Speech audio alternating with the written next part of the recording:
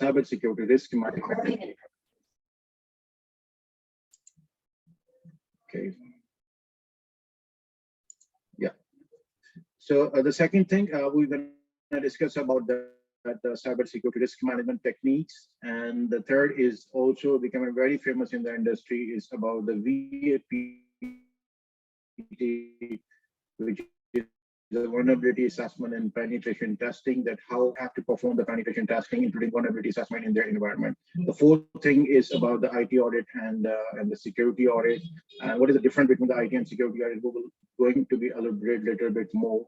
And information security advisory services. So the do and don'ts for this webinar is like that. Please switch off your all. You can unmute your microphones and webcam. It's up to you. If you want to open it, it's up to you. And there will be a 15-minute question answer session after the webinar. And you can ask your question and you can write down and you can ask it at the end of the question in case of you need any further information. So you can contact our sales team as well. So this is my, I'll just give you a little bit brief about my introduction. I'm in the industry since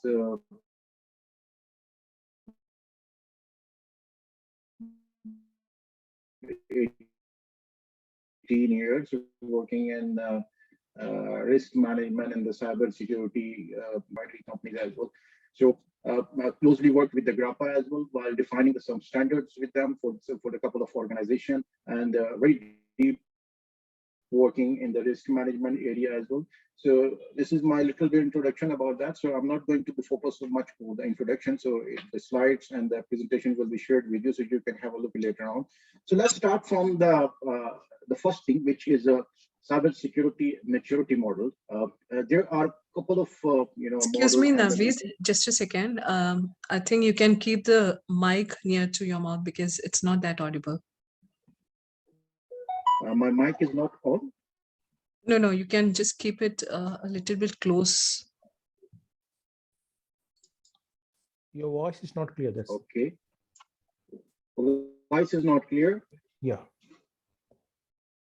Okay. Now it's better? Yes, I believe. Okay. Yeah, I'm using because of my laptop microphone. Okay, I was discussing about the cybersecurity maturity model. So I was telling that there are a couple of maturity models are available in the industry right now. And one of the very famous is a NIST cybersecurity maturity model, which is US-based cybersecurity maturity assessment. If somebody want to perform, so they have given the assessment model in terms of level 1 to level 5. So what we have done, we have just tweaked with this model, and we have defined in terms of critical to low risk, that where you are standing in terms of if you want to assess your maturity as per the NIST security model. Is very comprehensive, and it's talk about from the first layer to the end layer, where you have starting from the the physical protection and going toward to the people, process, and the technology aspects are very deeply involved.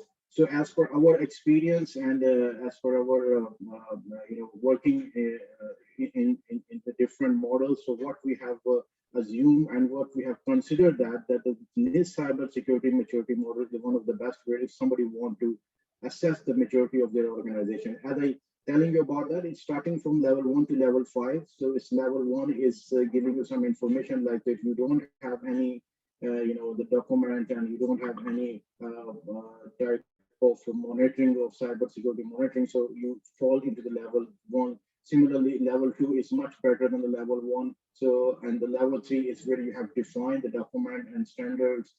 And the level 4 is where you're going to manage actually in a proactive manner, that you have a cybersecurity team and you have a CISO, and you also have done the automation within the cybersecurity, like you have installed the tool, like for example, the GRC and the log management system in place, and monitoring systems are in place, as you are doing a vulnerability assessment and penetration testing with the tools. And the level 5 is the optimal level where everything is get automated, and you can predict the organization, the security strength by getting the information from the different tools. So NIST are talking about starting from identify, protect, detect, respond, and recover capabilities. So what we have done, the level 1 to level 5, we have segregated to the critical to low risk heat map. So we have given a detail over here that if you are starting from the level 1, so in the identify area, which is related to always start from the risk management perspective, as per the cybersecurity concern, that the one of the most important thing is mechanism in place in your organization. So the risk management is it's having a very important role whenever you want to perform any type of assessment in your organization. So if you have a little knowledge, or just having no understanding about the risk management, and in the identification phase of the NIST cybersecurity maturity framework, so you fall under the level 1. Similarly, if you're going toward to the the higher level, the risk probability is going low, and the process strengthening is getting high. And similarly, like if you're going toward the maturity, you must have a documented risk management framework. It gets approved by the management, and going forward, if you so if you have adopted any tool or the GRC tool, so of course you are going to the better position to perform the risk management perspective. So similarly, in the protection phase of the NIST approach, is always talk about that how you are going to protect your network and or organization. And it's also talk about the people, process, and the technology. The first thing is that you have to make sure that the people working in your organization, they are secure and they feel secure in your organization, like they're coming in your building, and the building is protected by the access control system, so they know about that. There's no one else can come into the building. So people or employees working in the organization, they feel security. And also their life security is one of the highest priority in the cyber security. One of the things which need to be considered that people are omitting, and they are not considering many times, that the security of the employee for their life, like they must have proper fire detection systems installed over there, and so people feel like that they are working in a secure environment. And the detection mechanism is also starting from the initial level, where you don't have any information about that what you are going to detect in your organization in terms of the cybersecurity posture. That you have detection tools installed, you have a policy, or you have a process to how to detect the malicious activity in your organization. So it's also comply with the level 1 to level 5. Similarly, if you talk about the respond area, incident risk system are in place. So always you fall into level 1, and if you're going to the high level, so you must have a the process in place, and you must have a system in place. The system is giving you the right output, and it is also giving you the automation in terms of performing an incident response management. And the recovery phase is also one of the important, the last area of the NIST cybersecurity framework. That how you are going to business continuity planning, disaster recovery planning is that, and how often you are testing those kind of business continuity. This is just a high-level overview of testing your cybersecurity maturity within your organization.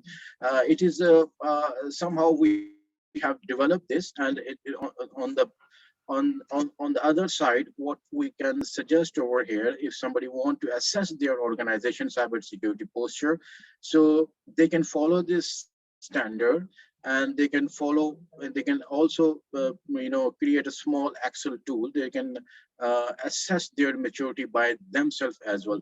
But of course, you need consultation of the senior people who are working on this area, so they can also identify that what kind of processes need to be developed, what kind of system need to be acquired. So this is a very comprehensive sort of a process. And this slide which might help you to identify it, that how you can go with the cybersecurity maturity assessment. The next thing is that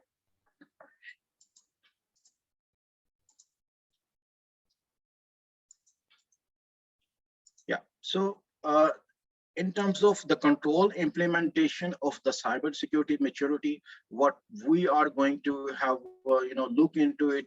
We have concluded this thing into the three major control category. One is a preventive control, the other one is a detective, and the last one is a corrective control. So the most important thing, whenever you are considering cybersecurity maturity assessment, the first important thing is that every individual working into the cybersecurity area, he must know about that the business environment, and he must know about what is the business strategy, and the business strategy has to fall into the cybersecurity strategy. If you have not developed any cybersecurity strategy in your environment, so it is always important to work on first thing, which is a cybersecurity strategy. The cybersecurity strategy will tell you that where you are standing right now, and what you need to achieve. It's having a complete roadmap, including assessing the maturity of the cybersecurity within your organization. So as far as the concern about the information security and the internal audit people, uh, I would suggest that you must go through with the strategy preventive controls, which is the asset management, and the business environment is coming to the business strategy, and how you're going to governance, how you're going to govern the whole system of the cybersecurity, and the risk management, which is a very important, which is you can say that the correlation of the risk management with the cybersecurity or any activity you are going to perform within your organization. For example, you are performing a penetration testing or vulnerability assessment or any kind of security assessment you are going to perform, all the risk has to be identified. The risk will be identified at high, medium, low, or critical, whatever is that. So it has to be, comply or compliance with the risk management strategy of your organization. That has to be approved by the senior management. So going forward to the next thing, which is very important to be discussed today, it is risk management of performing a cybersecurity risk management. So what we consider over here, I'll just going to tell you about that the ISO has defined a standard which is 27005. It is the information security risk management standard. Similarly, they have another standard which is called the ISO 31000 standard.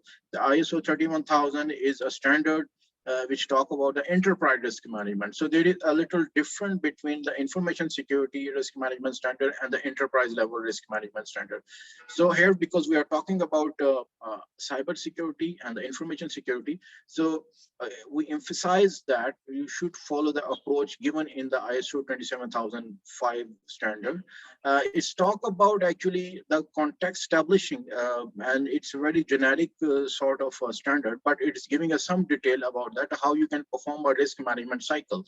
The risk management cycle is very important when you start from understanding the business environment. So the business environment will tell you about that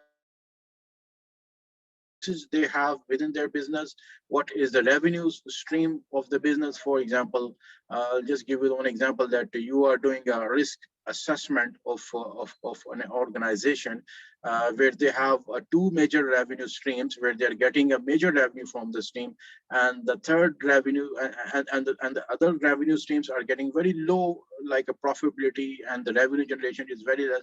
So always the focus of the cybersecurity expert should be on the high revenue stream area. So you need to identify what are the critical services you have within your organization. If we take an example of a telecom industry, so we always know that people are using the prepaid SIMs. So I would say that the prepaid is one of the highest paid revenue stream in the telecom organization. And earlier people were using about the IPTV, which is no more, I think, available in the telecom industry. So IPTV is one of the very less sort of the the revenues generating from that revenue stream.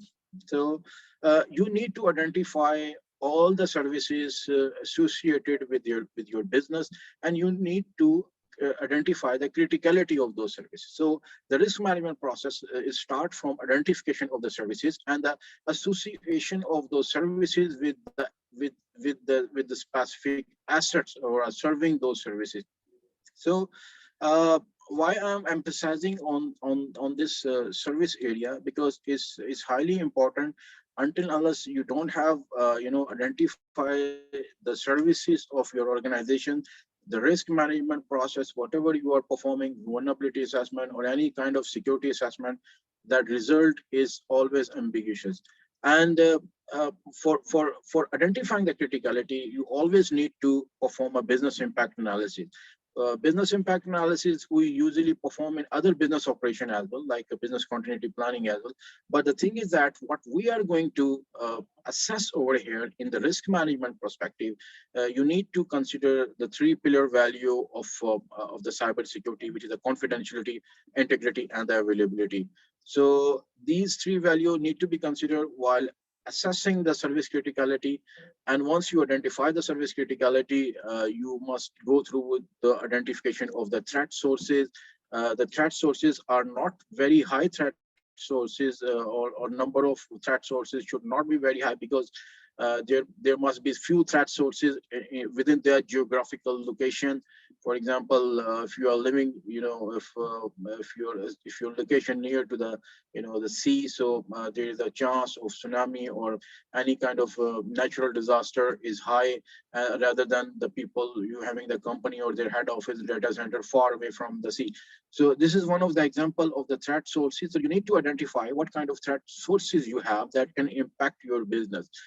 And if you are living in a place where you have a very much terrorist activities are happening, and you need to also consider that threat as well. And similarly, there are multiple threat sources. So you need to identify that what are the specific threat sources associated with your business. So the emphasis over here, you should not identify the threat source which is not related to your business. That will not help out you. And having said the threat sources you identify, so you need to correlate the threat sources with the what kind of threat events can occur of of the specific threat sources. So there are industry defined, industry defined, the threat event databases are available. You just need to focus on it and correlate it with the threat event with the threat sources. So once you have an identification of the threats event or the database of the threat events you have concluded for your organization, so you always work on associated vulnerabilities, like what kind of vulnerabilities can come if such kind of threat event occur in your organization. And the last thing is that, of course, you have to perform a risk treatment and estimation of that specific whole scenario, starting from the service criticality, threat sources, threat event, and threat vulnerability, how you are going to avoid that risk. And you need to eliminate the risk by implementing the specific control. So you must have also a control database with you. And the later stage, you can have a risk register and the reporting, where is a continuous, the exercise. Once you have this step 1 to step 6, so you can say that in maturity model, you can assess that you are qualified, you are in between 1, 2, 3, or 5 cybersecurity. So this is little bit general flow about that is given, that how you can perform risk management. So as I mentioned about that, that you need to identify the services and their criticality and associate the assets who are serving the controls, and that you must have a threat database and threat event in the vulnerability. It's a detailed slide. Is of course we're going to share it with you, so you can have a look on the later stage. The more important thing here, I just want to share with you that the management visibility of all this scenario is very important. uh, what happening in the industry, what I have experienced in the many organizations, that people are working on the risk management, and because it's a complex process, and the correlation of the threat sources installation of multiple processes becoming, is making this risk management more complex. So it is very difficult for the senior management to understand that what's happening within the risk management. So if you're going to risks are coming and it's are very high, and we need a investment on this one to put the control. So to take technical discussion with the senior management is always a challenge for the security officer. So what we can do, you must go for a well-defined a dashboard mechanism where you can give the access to your senior management so they can have a look. And this is, I'm just giving you a small example of the dashboard. Like you can just get any tool of or the risk management activity associated with the cybersecurity. So just give them information in the geographical graphical representation, where you have a charts, where you have a compliance the charts and the risk heat map. And you can just give them a importance or the criticality of the different services in terms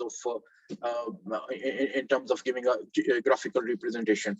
So we have also similar tools available. So similarly, if somebody want to have their interest, so we can give the demo for in the separate session. So this is one of the very also famous activities going on.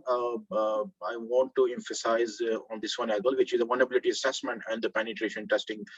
What methodology actually is, when what is it actually? Most of the application and people are just getting cloud-based infrastructure from Amazon, Azure, or DigitalOcean.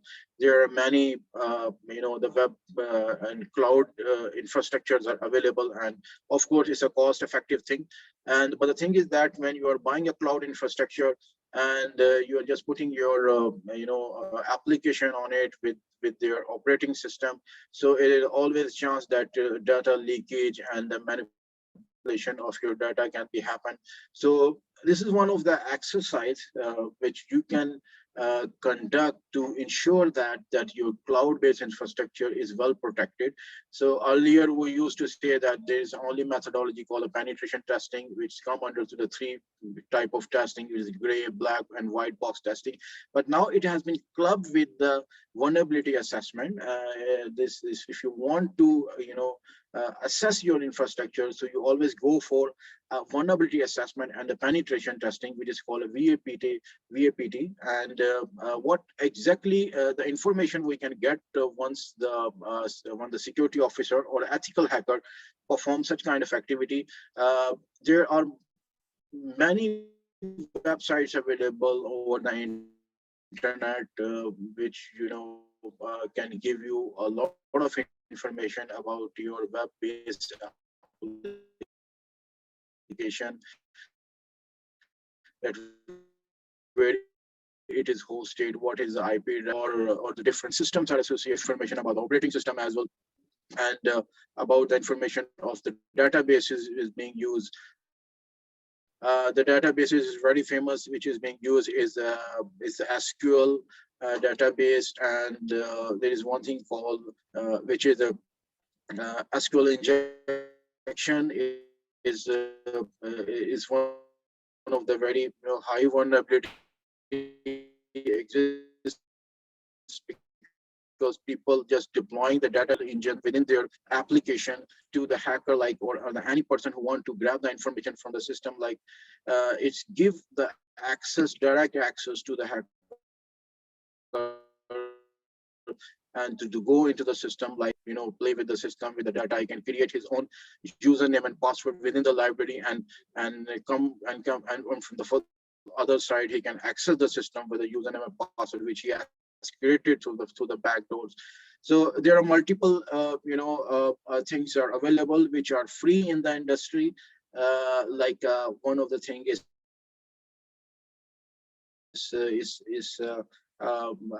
one of the free tool which comes with the hell of hacking tools within it, and most of the tool, I would say that 80% tools are free of use, and anyone can use it. And most of the videos are available on the YouTube. If you want to the hack any system, you want to assess any system, I'll assure you that if you have a very limited knowledge of the cybersecurity, or you just know about what is IP address and TCP thing, and anyone can perform ethical hacking on the system by just watching the YouTube. The resource and the sources of and the chances, like somebody want to assess or access your network or your web application is becoming very easy now to do that, because the tools are free, and the resources are available. So it starts from as I mentioned, when you'll get a lot of websites available, which can give you the information. You just need to type the URL and you will get a lot of information on this one. This is something we have a small methodology of vulnerability assessment and penetration testing, that how we perform actually. What we used to do, we have 3 phases of performing a penetration testing and vulnerability assessment, is starting from the planning.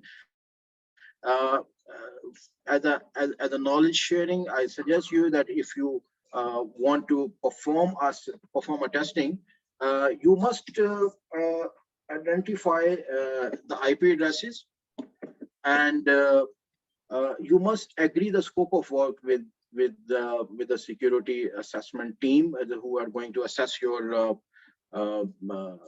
infrastructure.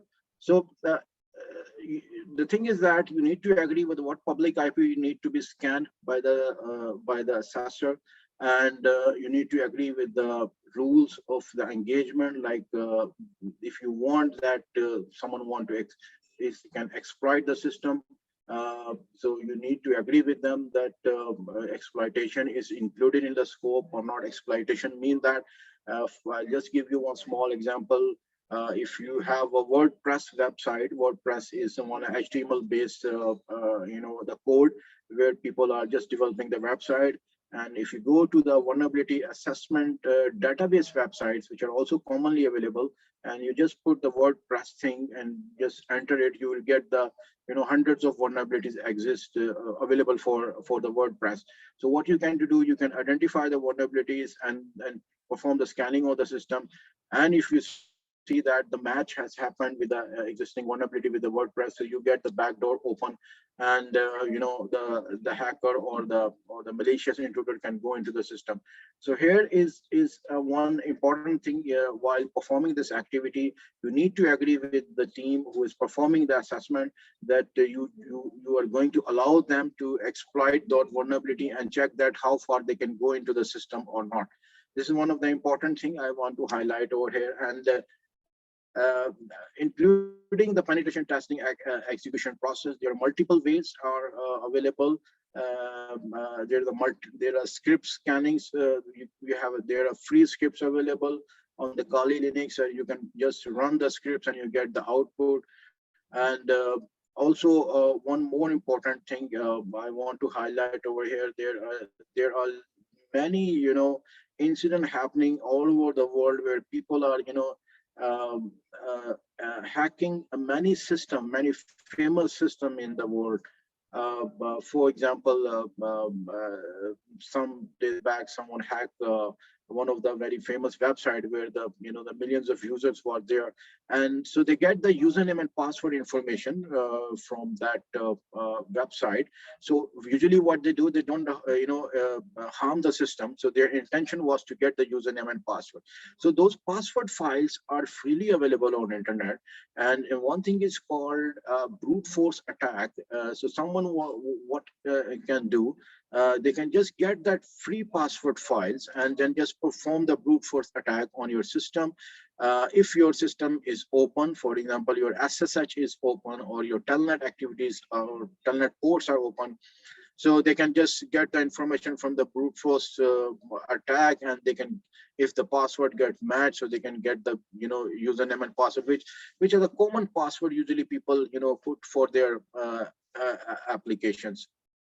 So the other part of the vulnerability assessment and the penetration testing is the reporting part is very important. You need to give them your information security risk management, the criteria for the team to identify the whatever vulnerabilities they have identified and where they have fall according to your business environment. It's happened many times that external consultant or the people who are performing this activity, they will give you the report with the very high critical vulnerabilities, but actually those are not critical for your business environment. So you need to agree with them that if they are performing this activity, and they have to come up with the highlighted risks which are actually associated or actually with your comply with your risk management framework. If you don't have a risk management framework, so in that case, of course, they're gonna give you the high, medium risk value as per their understanding. And similarly, the quality assurance process is one of the important things is that once you perform this activity, you just give them information to your operation team to fix the issues. And the important thing is that later on, you have to again assess the system to check those vulnerabilities are fixed or not. The last thing the fourth thing actually is about IT and security audit activities.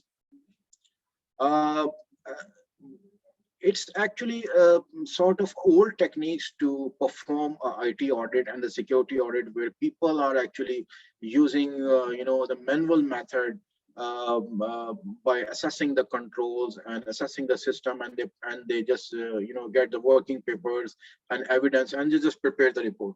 So the new way out to perform the IT audit and the security audit is like that.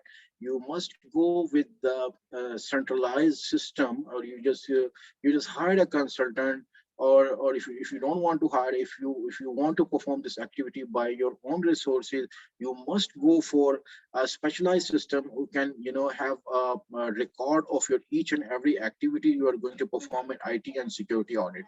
So one difference I want to highlight over here in the IT audit, you know about it, that many companies who are registered under the regulatory financial regulatory of any country, so they must go for the financial audits, and they have to appoint a financial auditor who can perform their financial audit on the quarterly basis, and the year end they give them a very comprehensive sort of the financial report.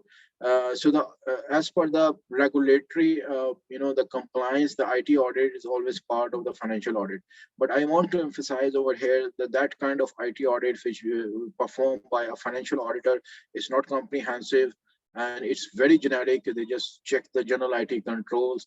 So don't rely on that IT audit performed by the financial auditor, because they don't want to go into that detail, and their main area to be focused on only the financial perspective. Like they want to see that what are the financial figures, and for them the financial figures are important, not the systems are much important for them. So IT audit, if you want to perform, you have to go through with the ISACA IT audit methodology, which is a very comprehensive one. And even then, if some IT auditor is coming from the financial auditor side, which are the external auditor, so you can agree with them the scope of work, and so they can perform a very deep IT audit, which is not happening right now. So IT and security audit activity, what we have developed an approach, we have developed a very systemized approach, that we have a system available where you can link the risk management process within the system, and the identification of the services or the critical services are embedded with the system, and it's give you the dynamic dashboards as well. So everything is correlate and everything is linked, and all logs are getting generated, that who has changed and what has been changed. So this is one thing need to be emphasized over there, that whenever you want to perform such kind of activity, the important thing is that go for automated system. And these systems, I'm telling you, are not very expensive system, and these are normal price. You can get it, and try to invest on such kind of system, so you can have a the clear visibility of the activities, whatever the security audit is that, or the IT audit is that going on within your organization. And also I want to emphasize on one more thing, that there are giant vendors are also available who are just charging huge money for such kind of system, like a GRC or audit management system, but their actually output is exactly the same, which is a low cost system is also giving. So right now the cloud is very famous. Go for a cloud based system, so it can be accessible from anywhere, and you don't need to put much investment on the infrastructure purpose. So you have a visibility anytime, anywhere. So your employee can access the system from anywhere. So the last thing is like is about the cybersecurity advisory portfolio. So what kind of services we are offering to our client.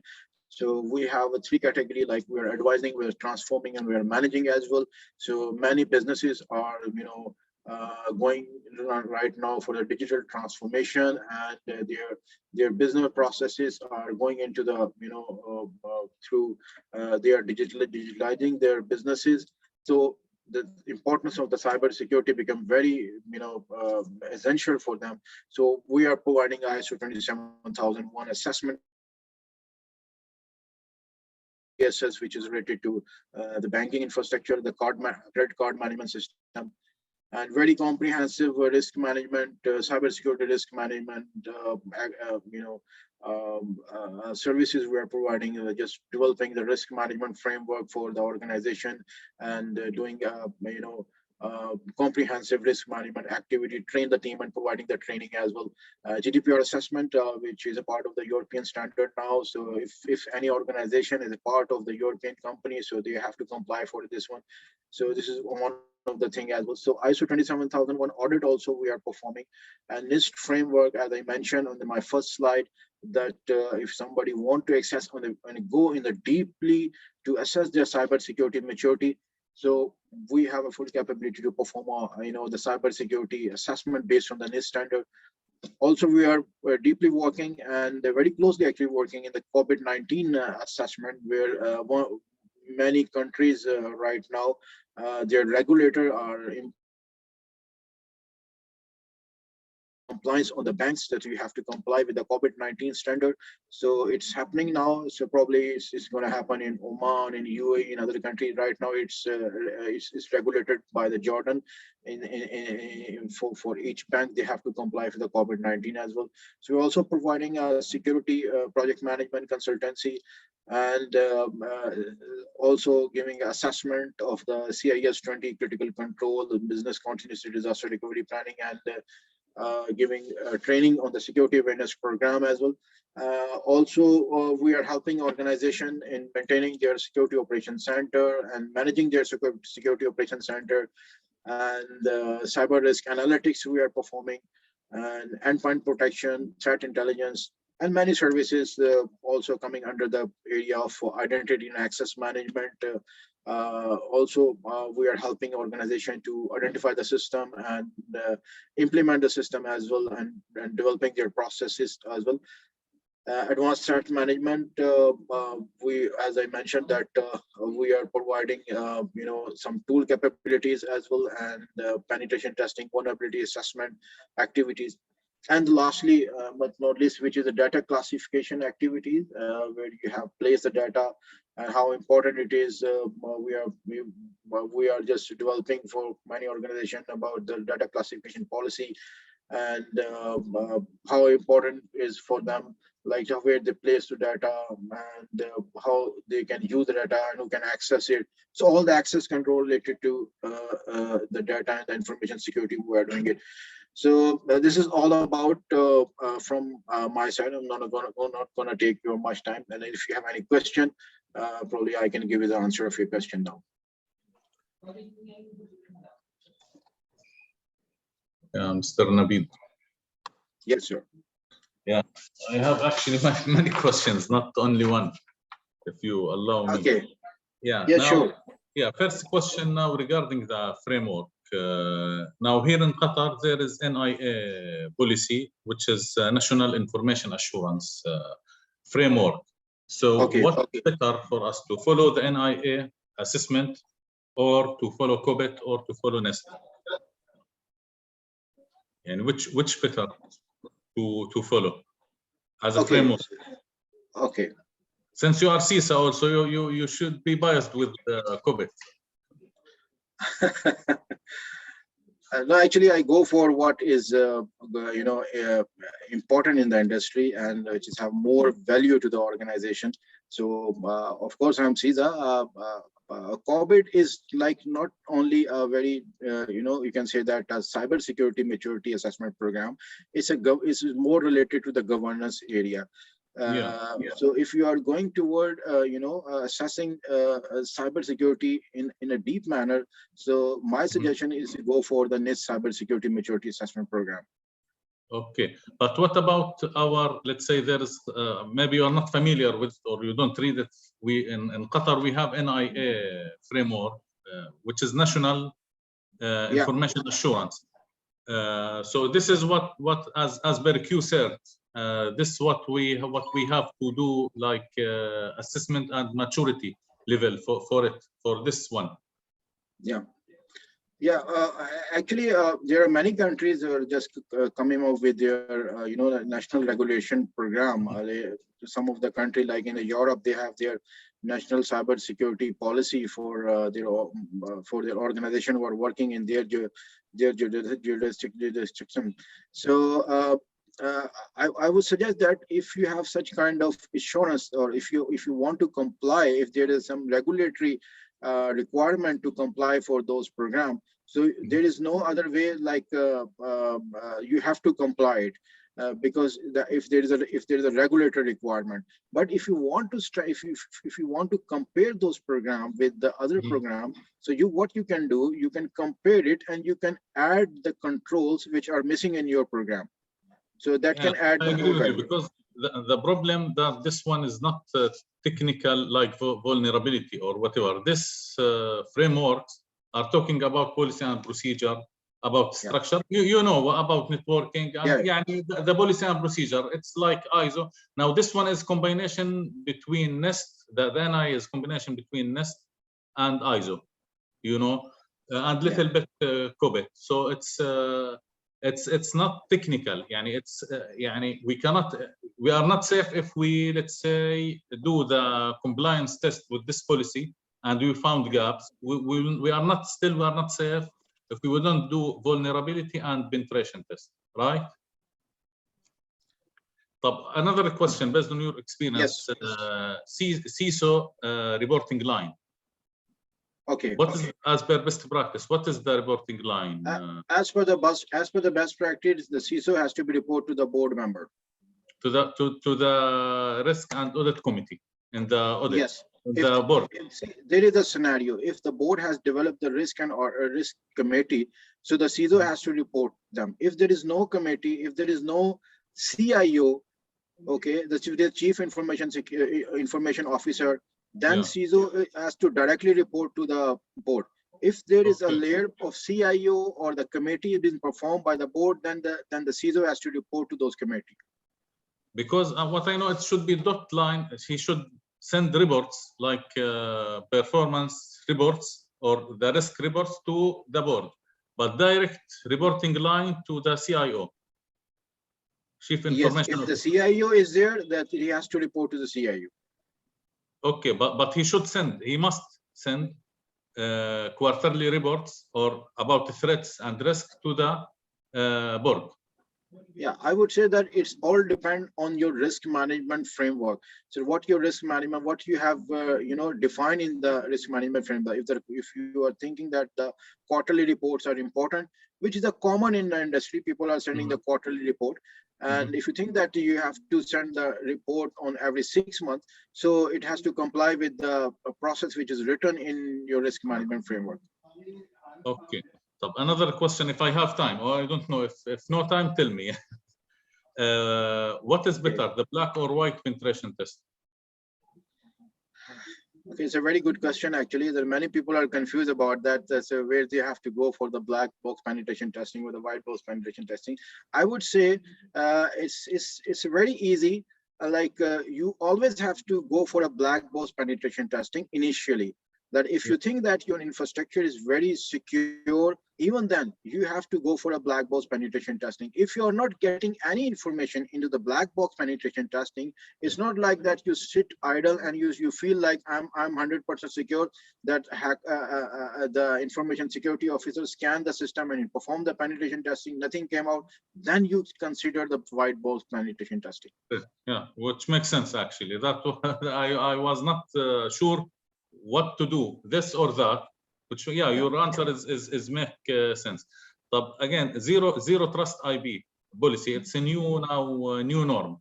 It become as a new norm to avoid the Tor browser access or someone accessing through Tor browser. Is it a must? Is it a very recommended? It's become you said right that it's become very important right now because the transformation happening in the industry is very fast. So the 0-day policy is very important right now for the big organization where you have heterogenic kind of the network or the systems are there, and the system are exposed to the internet, and so you must have considered the 0-day policy for your organization. Okay. Last question. What is the outcome of penetration test and vulnerability test? It will be like where is the loopholes or critical point with recommendation, and the IT or CIO, he should provide action plan for it. Yeah, of course. Penetration test, they can go into the server and put some marks to show that okay, you are vulnerable, but what is the outcome? They will provide report about all loopholes in the network, in the system, or firewall. No, actually, when you talk about a penetration testing and vulnerability assessment, so always you agree with the scope of work with the penetration tester.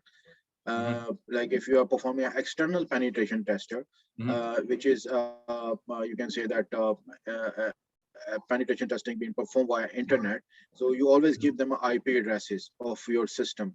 So he has to focus only on those IP addresses. He should not allow to go for any other area because that is not in the scope, and he is not allowed to touch those area as well. So, but if you're talking about the internal penetration testing, if you hire a consultant to perform an internal penetration testing within your organization, so he has to scan your local area network, and he has to identify all the loophole within your the local area network within the internet actually, and identify the vulnerabilities and try to exploit those vulnerabilities if it is agreed in the scope. If it is not agreed in the scope, he is not allowed to even exploit those vulnerabilities. So at the end, he has to prepare the report. So your question is like that. So who is responsible at the end to implement those recommendations? So it's So it's all depend on the information security officer that what recommendation is go on in which area. Like if it is related to your operation, so he has to send those observation or the recommendation to the operation team. If it is related to the system team, it has to go to the system team. If something related to the database team, it has to go with the database teams. So he has to work a little bit more in terms of keeping the record of all this information and send the information to the specific person to the information belong to him. So this is one of the common thing happening in an organization. So once the penetration tester perform the report, so he gives the observation by clubbing it into the many recommendation. So like he gives something missing in the database and something missing in the operating system and something missing in the application. So there are actually 3 teams are involved here.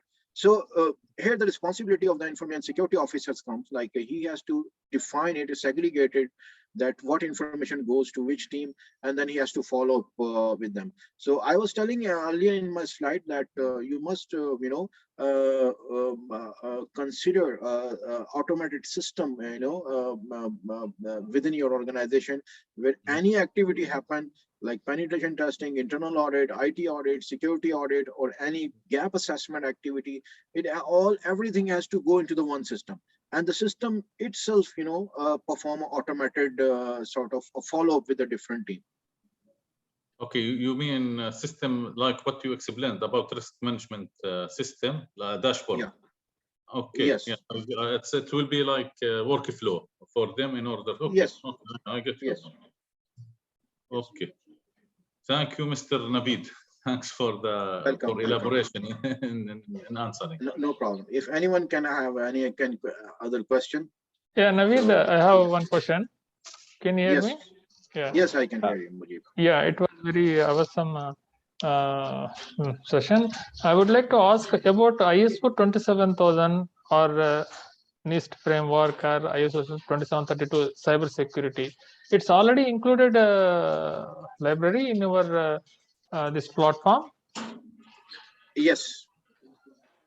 The platform what we have, it's like you can say that free platform where you can incorporate any kind of standard or any kind of control, any regulatory requirement coming from the the regulator of that country. You can just club those controls and club it within one service and as a benchmark, and you can perform the assessment. Yeah, excellent. What I learned from you, yes, it's already included. At the same Yes. time, if there is any local countries regulation like UAE, or it could be Oman, Bahrain, so it is also you can incorporate and we can do the assessments. Exactly. And we can generate the excellent. Thank you, Naveed. Thank you very much. No problem. And Naveed, you are talking about the platform to do the maturity test. Yes. Okay. So it's like systemized solution. Yes. Yeah, we have a systemized solution for that one. So if you're interested, we can give a separate demo for that system. Yeah, it's better. I will contact Shilba about Yes. about Yes, something. that would be perfect.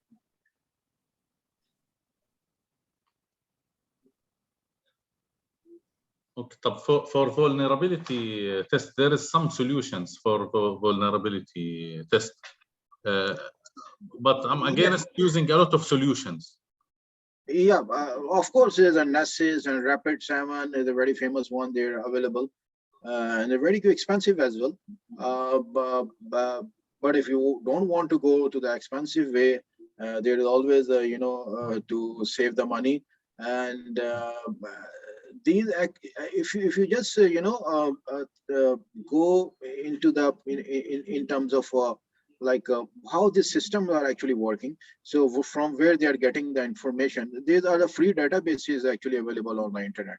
So they're all giving a vulnerability related information and collecting from that free databases. And always I'm not telling that they don't have their own database, but there are free databases available where you're talking about the zero-day attacks and zero-day vulnerabilities also available over the internet as a free of cost, and you just have understanding about that, how you can get those vulnerabilities and test it within your organization. So you can do it as a manual process as well. Okay. Manual, it will be a long process. Yeah, it's a long process, of course.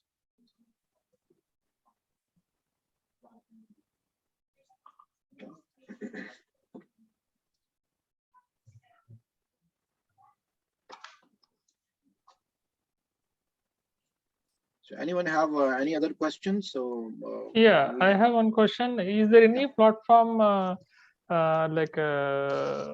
you can use on any platform this tool?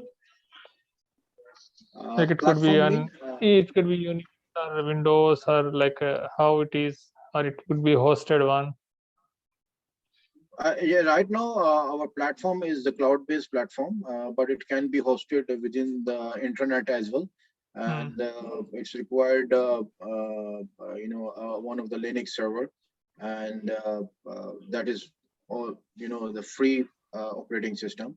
So everything is open source. So there's no investment required in terms of buying the operating system on the application. So it's open source system, and if you want to use it on our web infrastructure, so you can use it as a cloud, or otherwise, if you want to deploy it within your internet, it can also be possible.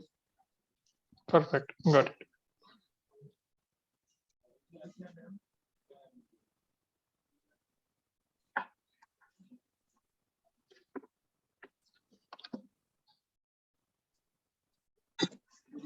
Gentlemen, thank you very much for the session, and thanks for your participation. I hope that you got some information about your perspective about cybersecurity, and how you can think about it in terms of the maturity, and how you can go for a risk management, and what are the key areas included into the vulnerability assessment and the penetration testing.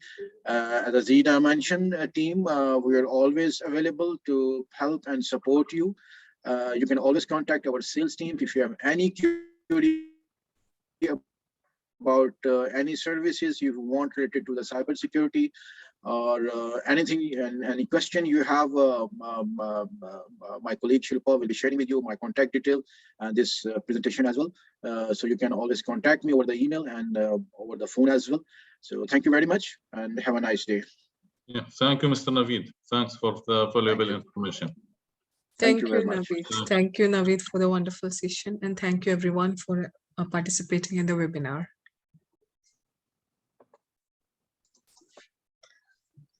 Have a nice day to all.